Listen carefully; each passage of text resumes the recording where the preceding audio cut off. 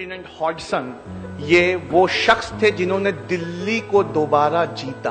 वो लिखते हैं, हमें इंग्लैंड से टेलीग्राम आया था। इस टेलीग्राम में लिखा था 1857 की बगावत दरअसल मुसलमान उलमाओं की बगावत है। जहां पर भी टोपी और दाढ़ी वालों को देखो, इन्हें बिने मुकदमे के लटका दो।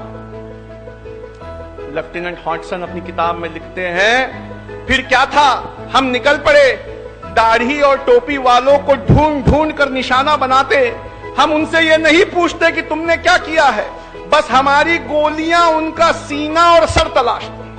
कर्नल नील, इन्होंने पटना और इलाहाबाद और कानपुर को दोबारा अंग्रेजों के कब्जे में लाया था। वो अपनी किताब में लिखते हैं, मुझे इस बात पर फक्र है। कर्नल नील लिख रहे हैं अंग्रेजों के लिए, हमारे लिए नहीं लिख रहे। तो लिखते हैं, मुझे इस बात पर फक्र है कि मैंने सैकड़ों लोगों को बिना मुकदमे के ही फांसी दे दी। उस जमाने में एक बेहतरीन हिंदू इतिहासकार दिल्ली में रहा करते थे, दुर्गादास बंदोपाध्याय। वो अपनी किताब में लिखते हैं, मैं उनकी किताब से एक पैराग्राफ पढ़ना चाहता हूं। ये इलाहाबाद में थे जब 1857 की बगावत हुई, वो इलाहाबाद में थे। वो लिखते हैं, इलाहाबाद के चारों ओर 1857 के बाद कई सालों तक एक झाड़ नहीं मिलता था। इलाहाबाद के चारों ओर 1857 के बाद कई सालों तक एक झाड़ नहीं मिलता था, क्योंकि मरने वालों की तादाद इतनी ज्यादा थी कि या तो वो लकड़ी कब्र में पट्टा बना के लगा दी गई या चीता पर लकड़ी बनाकर जला दी गई। क्या आप सोच सकते हैं कि वो क्या जुल्म सितम होगा कि झाड़ इलाहाबाद से खाली हो गए, या वो कब्रों में तख्ते बनकर लग गए, या चिताओं पर लकड़ी बनकर जल गए। ये 1857 की चीज थी। द टाइम्स अखबार उस समय इंग्लैंड से निकलता था। मेरे पास जनवरी 1861 की एक पेपर कटिंग है। द टाइम्स अखबार जो लंदन से निकलता था, उसमें करेस्पॉन्डेंट का नाम रसेल है।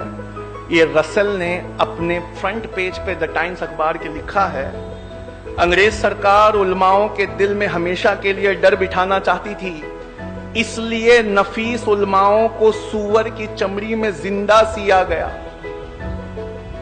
और सूअर की चर्बी के खिलाफ फतवा देने वाले मुस्लिम उलमाओं को जबरदस्ती पोर्क खिलाया गया। ये कुर्बानियां हैं जो आपके आलिमों ने दी। सर जेम्स आउटरम और एडवर्ड टिमस, ये राइटर हैं एक किताब के। उस किताब से मैं एक लाइन पढ़ना चाहता हूं, सिर्फ एक लाइन। जिन 51,200 लोगों को फांसियां हुई, उसमें उल्मा, अभी मुसलमान भी नहीं कह रहा हूं, मुसलमानों में ऊंची कैटेगरी उल्मा कह रहा हूं, जिन 51,200 लोगों को फांसियां हुई 1859, 60 और 61 में, उनमें उलमाओं की तादाद सिर्फ 27,000 थी। यानी सिर्फ उलमा 27,000 से ज्यादा थे। 51,200 लोगों को फांसियां हुई। लोगों, इतिहास में आपका रिकॉर्ड है जो दम तोड़ रहा है।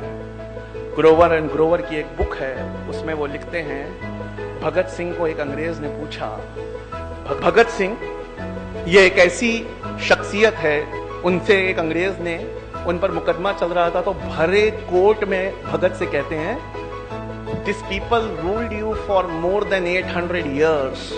इन्होंने तुम पर 800 साल हुकूमत की, तुमने कभी बम नहीं फेंका। हमें आए 150 साल हुआ है और सेंट्रल लेजिस्लेटिव असेंबली में भगत सिंह तुमने बम फेंक दिया। भगत सिंह मुस्कुरा के कहते हैं, सर बम में ना छर्रा था ना केमिकल थे, हम आपको मारना नहीं चाहते थे। जज ने कहा, तो फिर बम क्यों फेंका? कहा, बहरों को सुनाने के लिए धमाके की जरूरत होती है। भगत सिंह से कहा कि 800 साल इन्होंने तुम पे राज किया, कभी बम नहीं फेंका। कहा, सर कैसा राज किया? ऐसा राज किया कि हमारे देश का नाम सोने की चिड़िया पड़ गया। ये सोने की चिड़िया की चहक है जो आपको 7 समुंदर दूर से खींच कर लाई। और 150 साल आपने कैसा राज किया, एक लाइन में बताना चाहूं। और भगत गजब के विद्वान थे। भगत कहते हैं 150 साल आपने कैसे राज किया। अगर एक लाइन में कहना चाहूं तो आपने एक स्पंज की तरह राज किया। ये स्पंज गंगा के किनारे से हीरे मोती चूस कर ले जाता, और जब इसे थेम्स, लंदन में नदी है, थेम्स के किनारे निचोड़ा जाता तो दौलत बरसने लगती। ये जो दौलत आप यहां से भिगा भिगा कर ले गए हैं, सारे कल कारखाने और औद्योगिक क्रांति उसी से आई। और इन्होंने कैसा राज किया?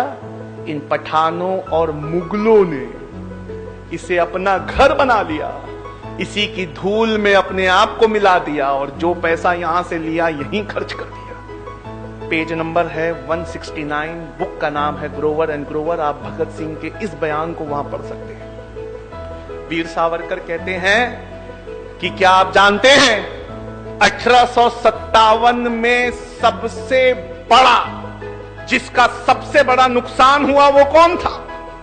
वो थे आखिरी मुगल बादशाह बहादुर शाह जफर। वीर सावरकर लिखते हैं कि मैंने जॉन निकलसन की किताब से इस चीज को कॉपी किया है कि जॉन निकलसन ने लिखा कि हमने सवेरे बहादुर शाह पर यह जोर डाला कि आप नाश्ता करिए। बहादुर शाह ने कहा हमें खाने की तबीयत महसूस नहीं होती, क्योंकि रात को हमने उनकी आंखों में पॉइजनस ऑइंटमेंट लगाया था। पॉइजनस ऑइंटमेंट लगाने से वो हल्के हल्के नाबीना होना शुरू हो गए थे, क्योंकि इस्लामिक लॉ में एक अंधा इंसान राजा नहीं हो सकता। हमने जोर डाला नहीं, आप नाश्ता करिए। और जब उनके मर्जी के खिलाफ नाश्ता लाया गया तो लाल कलर के मखमल से ढके हुए 3 कटे हुए सर दिए गए।